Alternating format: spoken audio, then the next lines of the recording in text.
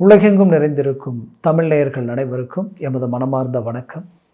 நான் உங்கள் ஜோதிடர் அந்தியூர் சுதாகர், பாரம்பரிய முறை ஜோதிட ஆராய்ச்சியாளர். இன்று நாம் காணக்கூடிய தலைப்பு தமிழ் வருட பிறப்பு பராபவ வருடம். இந்த வருடத்தில் இந்த ஏப்ரல் 14ஆம் தேதி இந்த வருடம் பிறக்க போகுது. இந்த வருடம் இந்த நாள் சதய நட்சத்திரத்தில் உங்களுக்கு பிறக்கும். அப்போது சிம்ம ராசி அன்பர்களுக்கு இந்த வருட பலன் எப்பேற்பட்ட மேன்மைகளை தரப்போகுது?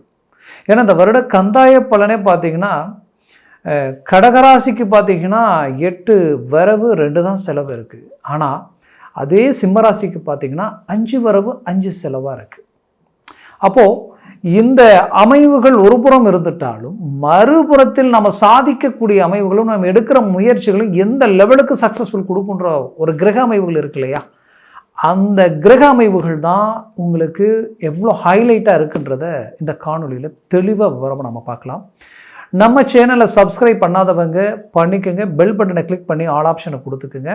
அப்போ தான் அடுத்தடுத்த காணொலிகள் உங்களை உடனடியாக வந்தடையும். என்னை பொறுத்தவரையிலையும் சிம்மராசி அன்பர்களை பற்றி சொல்ல வேண்டியதில் சூரிய பகவானின் ஆதிக்கத்தில் பிறந்தவங்க. நீங்கள் கடின உழைப்பாளிகள், திறமசாலிகள். நீங்கள் செய்கிற வேலையை கண்டு மற்றவர்கள் வியப்படைகிற அளவுக்கு இருக்கும். அதுலேயும் வைராகியம் உங்களுக்கு அதிகம். தன்மானத்திற்கு ஒரு பங்கம் வருதுன்னா எந்த விதத்துலையுமே ஏற்றுக்க மாட்டீங்க. அதே சமயம் வாக்கு கொடுத்துட்டா அந்த வாக்கை காப்பாற்றுறதுல ரொம்ப ஸ்ட்ராங்காக இருப்பீங்க. 10 ரூபா வாங்கிட்டோன்னா அந்த டயத்துக்கு கொடுத்துணும்னு நினைக்கக்கூடியவங்க. இப்படி நல்லதையே நினச்சி வாழ்ந்து கடைசியில் பார்த்தா இத்தனை வருஷம் அந்த நேர்மைக்கு 1 மாதம் 2 மாதம் 3 மாதத்தில் லைட்டாக தவறிய அந்த நாணயத்துக்கு கிடைச்ச ஒரு சில ரியாக்ஷன் உங்கள் வாழ்க்கையில் இவ்வளோதானா எல்லாமே அப்படின்ற அளவுக்கு பாதிக்கப்பட்டுட்டீங்க. ஏன்னா உறவு முறைகளுக்காகவும் நட்புக்காகவும் எத்தனையோ விஷயங்களை விட்டு கொடுத்து எத்தனையோ நல்லதை செய்த நீங்கள் அந்த உறவு ரீதியில் இருந்தவங்க, அந்த உறவினர்களால் கைவிடப்பட்டவங்க சிம்மராசி என்பவர்கள் தான் நான் சொல்லுவேன். ஏன்னா ஒரு காலகட்டங்களில் எல்லாத்துலேயும் முன்னோடைய நீங்கள் நின்று உங்களை முன்னாடி வச்சு எல்லாத்தையும் செய்கிற அளவுக்கு இருந்தது. அப்போது உங்களுடைய கெப்பாசிட்டியை பொறுத்து தான், உங்ககிட்ட இருக்கக்கூடிய வேல்யூவை பொறுத்து தான். அந்த வேல்யூ என்ன, பொருளாதார ரீதியில், அந்த பொருளாதார ரீதியில் இருந்த வேல்யூ எப்போ ட்ராப் ஆச்சோ டவுன் ஆச்சோ அந்த நிமிஷமே உங்களது வாழ்க்கையில் நிறைய விஷயங்களை நீங்கள் நட்புகளாலேயும் உறவினர்களாலேயும் அப்படியே தனிமைப்படுத்தியது உங்களுக்கு நல்லாவே தெரியும். அப்போது இது எல்லாமே உங்களுக்கு ஒரு வித பாதிப்பாக இருந்தாலும் இது உங்களுக்கு ஒரு பெரும் அனுபவம் என்ற ஒரு ஊன்றுகோலாக நீங்கள் அதை எடுத்து பெரிய லெவலில் சாதிக்கிறதுக்கு உண்டான வாய்ப்பாக இந்த வருடம் உங்களுக்கு அமையுது. ஏன்னா இந்த வருடம் எப்படி இருக்குன்னா அவ்வளோ அருமையான 11ஆம் பாவத்தில் பார்த்திங்கன்னா குரு பகவான் நிற்கிறாரு மிதுனத்தில். அடுத்தது பார்த்திங்கன்னா உங்களுக்கு மீனத்தில் சனி பகவான், அவரோட சுக்கிரன் ப்ளஸ் புதன், அவரோட செவ்வாயும் நிற்கிறாங்க. இந்த மாதம் பிறக்கும் பொழுது உச்சத்தில் சூரியன் நிற்கிறாரு. உச்சத்தில் இருக்கக்கூடிய சூரியன் யாருன்னா உங்களுடைய ராசியினுடைய அதிபதி. அவர் உங்களுக்கு எந்த இடத்துல உச்சத்தில் இருக்கிறான்னா பாக்கியத்தில் இருக்கிறார். அப்போது இந்த வருடம் பாக்கியசாலியை நீங்கன்னு தான் நான் சொல்லுவேன், சிம்மராசி அன்பர்கள் தான் சொல்லுவேன். அதனுடன் பார்த்திங்கன்னா இந்த 2ஆம் பாவாதிபதியும் உங்களுக்கு மீனத்தில், ராகு உங்களுக்கு கும்பத்தில் இருக்கிறார். அப்போது கேது எங்கே இருக்கிறாருன்னா உங்களுடைய ஜென்மத்தில் இருக்கிறாரு. அப்போது ஞானம், அறிவு, ஆற்றல் கொடுக்கக்கூடிய கேது பகவானால் உங்களுக்கு தெய்வ சம்மந்தப்பட்ட பல விதமான ஒரு நல்ல விஷயங்களுக்கு நீங்கள் இந்த வருடத்தில் நீங்கள் என்ட்ரி ஆக போகிறீங்க. முன்னாடி நின்று செயல்படுத்த போகிறீங்க. அதுலேயும் சூரிய பகவான் 9ஆம் வீட்டில் இருக்கிறதுனால சிம்மராசி அன்பர்கள் பல பேரது வாழ்க்கையில் அரசியல் துறையில் மாபெரும் ஒரு அங்கீகாரத்தை உருவாக்க போகிறீங்க. அரசியல் துறையில் இருக்கிறவங்க அது மட்டும் இல்லை, இத்தனை காலமாக உங்களை கொண்டு மற்றவர்கள் பெரிய லெவலுக்கு போயிருப்பாங்க. இப்போ நீங்கள் பெரிய லெவலுக்கு நின்று ஆட்சி செய்யக்கூடிய அளவுக்கு மாபெரும் ஒரு திருப்பங்கள் உருவாக போகுது. அதே நேரத்தில் சிம்மராசி அன்பர்களுக்கு கடந்த காலகட்டங்களில் குரு பகவான் எந்த இடத்துல இருந்தார், 11இல் வக்ர நிலையில் இருந்தார். ஒரு புறம் அவர் வக்ர நிலை, மறுபுறத்தில் கண்டக சனி ப்ளஸ் அஷ்டம சனி. இதனால் என்ன நடந்ததுன்னு பார்த்தீங்கன்னா பலவித பாதிப்புகளும் பலவித இழப்புகளையும் நீங்கள் கண்டினியூவாக சந்திச்சுட்டு இருக்கிறீங்க. ஆரோக்கிய ரீதியில் அதிகப்படியாக பாதிக்கப்பட்டவங்களும் சிம்மராசி அன்பர்கள் தான். அது மட்டும் இல்லை, மன உளைச்சல் ரீதியிலையும் பலவிதமான சிக்கல்களையும் சந்தித்தவங்களும் நீங்கள் தான். அதுலேயும் உங்களுக்கு பிடிச்சவங்க, உங்களுக்கு வேண்டியவங்க, உங்களை சார்ந்தவங்களும் உங்களை விட்டு விலகி போகக்கூடிய நிலைமைக்கு ஆளானவங்களும் நீங்கள் தான். அப்போது இப்போ எப்படி இருக்குது அப்படின்னு பார்த்தோன்னா, 11 இருக்கக்கூடிய குரு பார்வை விழக்கூடிய இடம் டைரெக்டாக 5ஆம் பாவத்தில் விடுது, 180 டிகிரியில் விடுது. அப்போ 5ஆம் பாவம்ன்றது குரு பார்வை அந்த இடத்துல இருந்து விழும் பொழுது உங்களுக்கு பூர்வ புண்ணியம், புத்திர பாக்கியம் ப்ளஸ் ஆழ்ந்த சிந்தனைகள், அதனுடன் உங்களுடைய ஆசைகள், இது எல்லாமே பலம் பெறப்போகுது. அப்போ இந்த இடம் குரு பார்வை விழுந்து பலம் பெறும் பொழுதே என்ன நடக்கும்னா, பிள்ளைகளுக்கு உண்டான முயற்சிகள் கடந்த காலகட்டங்களில் தடையாக இருந்திருக்கும். அந்த தடைகளை உடைச்சு நீங்கள் இந்த வருஷத்தில் சக்ஸஸ்ஃபுல் அடைய போகிறீங்க. பிள்ளைகளுடைய திருமண முயற்சிகள் நிறைய பேருக்கு ட்ராப் ஆகிருந்திருக்கும். அதனால் என்ன முயற்சி எடுத்தாலும் கடைசி நேரத்தில் இதுதான் பொண்ணு இதுதான் மாப்பிள்ளைனாலும் கடைசியில் பார்த்தா அதுவும் பிரேக் ஆகிருந்திருக்கும். அதையும் தாண்டி சிலர் திருமண முயற்சிகள் செய்து திருமணத்தையும் முடித்தவங்க வாழ்க்கையும் கேள்விக்குறியாக இருந்திருக்கும். அப்போது இது ஏன் இப்படி இருக்குது, இது எதனால் இந்த பாதிப்புகள் ஏன் அப்படின்ற ஒரு கேள்வி உங்களுக்கு இருந்தது இல்லையா? அந்த கேள்வி அந்த குரு பகவான் இயல்பு நிலைக்கு வந்து இப்போ அவர் பார்வை அந்த இடத்துல விழாதனால அவங்க திருமணம் கைகூடி வரும். அந்த திருமணம் நல்ல விதமாக முடித்து நினச்சத ஒரு படி மேலான வாழ்க்கை அவங்களுக்கு அமையுன்றது இதில் 100% உண்மை.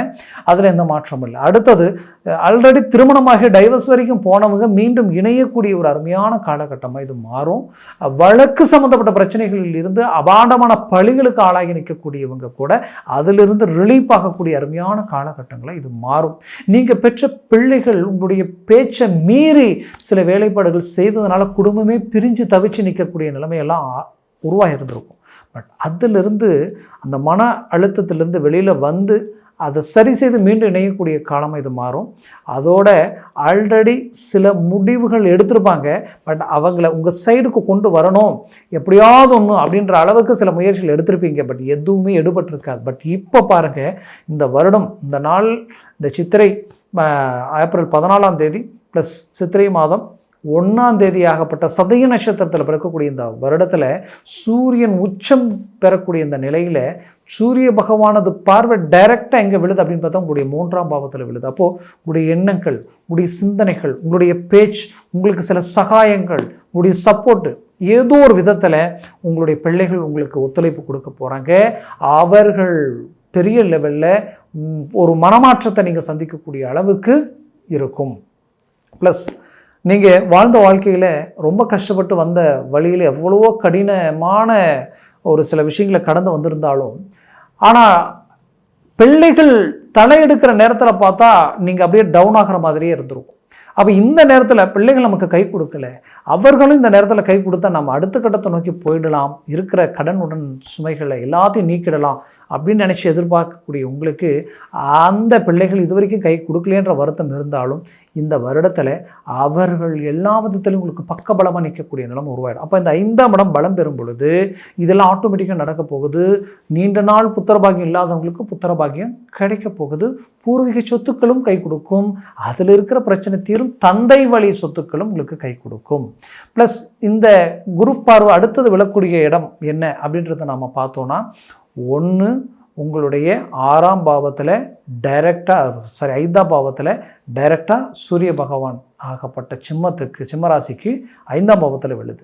அதற்கு அடுத்தது எங்கே விழுதுன்னு பார்த்தீங்கன்னா கரெக்டாக 7ஆம் பாவத்தில் உங்களுக்கு வந்து பார்த்திங்கன்னா உங்களுடைய ஸ்ட்ரைட்டாக, அதாவது மகரத்தில் கும்பத்தில் அந்த பார்வை விழுது. அந்த கும்பத்தில் டைரெக்டாக விழும்போது அது எது, மனைவி சம்மந்தப்பட்ட இடம். அப்போ கணவன் மனைவிக்குள்ளே இது வரைக்கும் இல்லாத ஒரு அபிப்பிராயங்கள் உருவாகும்.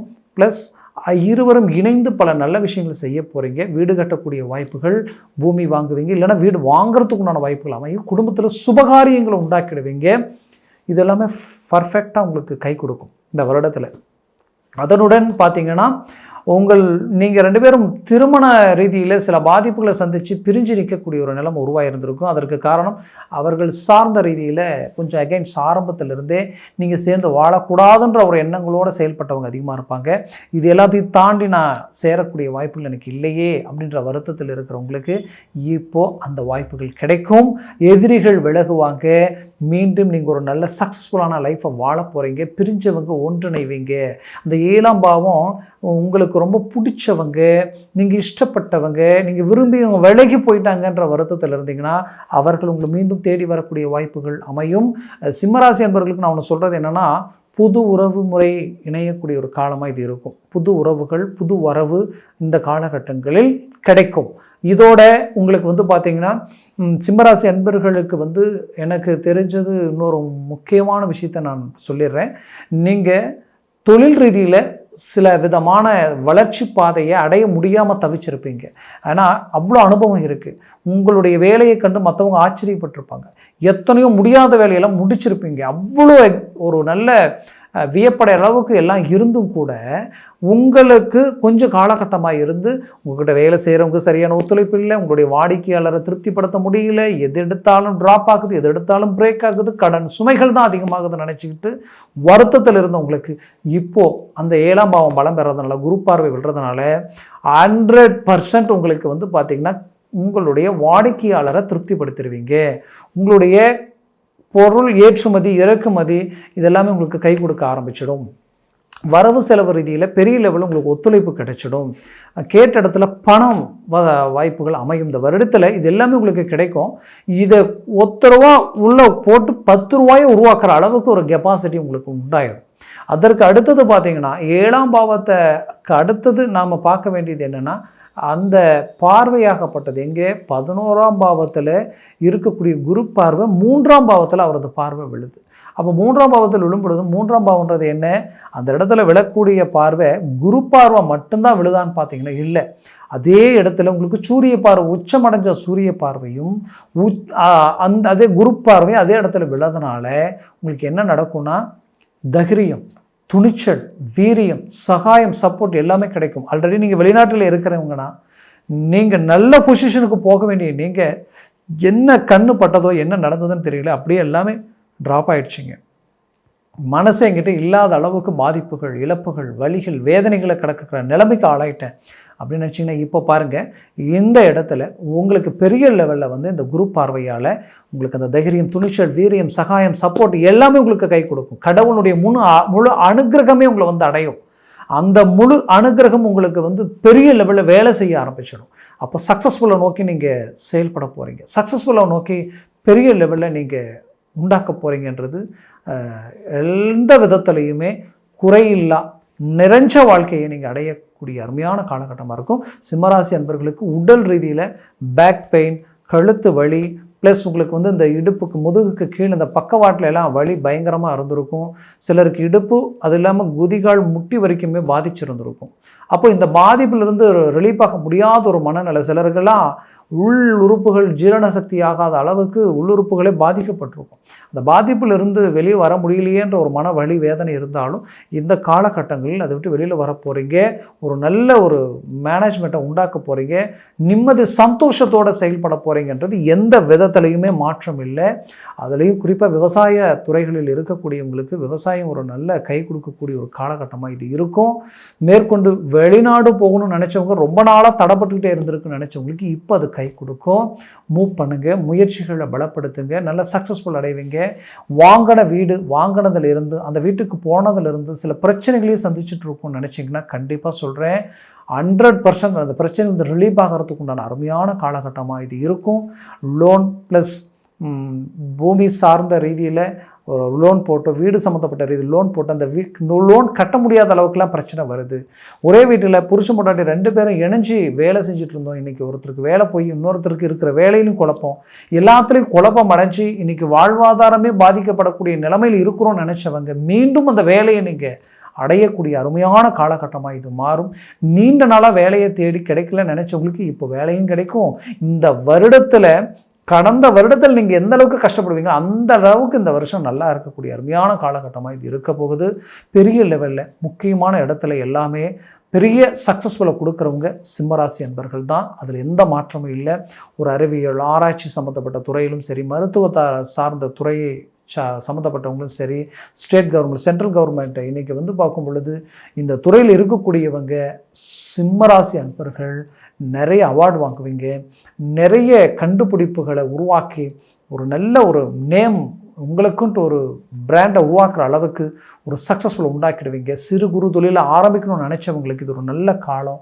அது மட்டும் இல்லை, சாதாரண நான் ஒரு ஓட்டுநராக இருக்கிறேன், ஒரு டாக்ஸி டிரைவராக இருக்கிறேன், ஒரு ஜவுளி கடையில் நான் ஒரு வியாபாரியாக அந்த ஒரு லேபராக இருக்கிறேன், அதே நேரத்தில் வந்து பார்த்திங்கன்னா ஒரு இட்லி கடை, ஒரு ஒரு சாதாரண இடத்துல ஒரு சின்ன சின்ன ஒரு தொழில் இதில் கூட ஒரு வேலையாளாக இருந்து அந்த சம்பளம் பத்தாமல் இருக்குது. அடுத்தது எனக்கு ஒரு நல்ல வேலை அமையுமா, நான் இங்கேருந்து ஏதாவது சின்ன தொழிலை ஆரம்பிக்கலாமா, இப்படி எதிர்பார்த்தவங்களுக்கு இந்த வருடத்தில் அதற்குண்டான வாய்ப்புகள் எல்லாம் அமைய போகுது. பெரிய லெவலில் ஒரு சக்ஸஸ்ஃபுல்லாக உண்டாக்க போகிறீங்க. அதில் எந்த மாற்றமும் இல்லை. நான் மீண்டும் மீண்டும் சொல்கிறேன், நடந்ததை நினச்சி வருத்தப்பட்டு நடக்கக்கூடிய வரக்கூடிய பொற்காலத்தை மிஸ் பண்ணிடாதீங்க. ஏன் இவ்வளோ ஸ்ட்ராங்காக சொல்கிறேன்னா, இந்த வருடத்தில் ஒரு புறத்தில் சூரியன் உச்சமடைஞ்சு நிற்கிறார், மறுபுறத்தில் குரு ஜூன் மாதத்திலிருந்து உச்சமடையக்கூடிய நிலை உண்டாக போகிறாரு. இதில் உங்களுக்கு வந்து எல்லாமே உங்களுக்கு ஒரு பலமான அமைவுகளோடு இருக்கிறதுனால ஸ்ட்ராங்காக நீங்கள் இறங்கி செயல்பட்டீங்கன்னா பெரிய லெவலில் சக்ஸஸ்ஃபுல் அடைவீங்க. நான் சொன்ன பலன்கள் கோச்சார ரீதியில் சொல்லியிருக்கிறேன். உங்கள் ஜனன ஜாதகமும் திசா புத்தியும் ப்ளஸ் சர்வாஷ்ட வர்க்க பரல்கள் பொறுத்து பலன்கள் மாறுபடும். அதனால் உங்கள் ஜனன ஜாதகத்தை பார்த்து எந்த ஒரு முடிவெடுங்க. ஏன்னா அந்த சர்வாஷ்ட வர்க்க பரல்கள் 6க்கு 3க்கு மேலே 4, 5, 6, 7, 8 இருந்துட்டா ஜாக்பாட் அடித்த மாதிரி சடன் ஒரு பிக்கப், அதிர்ஷ்டத்திற்குரிய காலம் அது மாறிடும். பல பேருக்கு அப்படி மாறி பெரிய லெவலில் இன்றைக்கி ஸ்டாராக இருக்காங்க. அதனால் அதை பார்த்து இதையும் செயல்படுங்க, ரொம்ப நல்லது.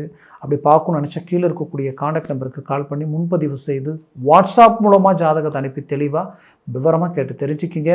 அதை சார்ந்த முடிவுகளும் முயற்சிகள் எடுங்க. அது மேலும் மேலும் உங்களுடைய வாழ்க்கை சக்ஸஸ்ஃபுல் ஆக்கிடும். இந்த வருடம் பொன்னான வருடமாக அமைய எமது மனமார்ந்த வாழ்த்துக்கள். நன்றி. வணக்கம். மீண்டும் சந்திக்கலாம்.